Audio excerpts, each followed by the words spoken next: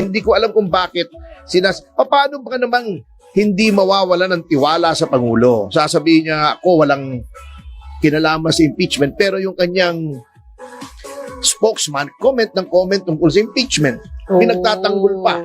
Binabatikos pa yung mga nagkikriticize sa impeachment. Pati si Senator Zubiri, pinapatulan. Bago sasabihin niya, wala siyang pakialam. Bakit nakikialam yung spokesman mo? Ibig sabihin, solo ni Attorney Claire yung sinasabi niya. Ay, hindi pwede Galing sa kanya yun. When you're a spokesman, you speak for your principal.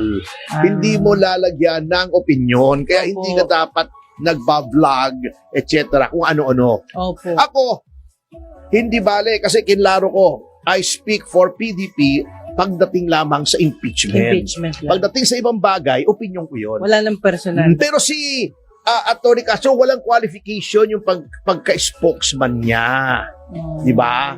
Pag spokesman ka ng presidente, lahat ng sinasabi mo, yun ang dapat opinion ng presidente. Galing sa presidente.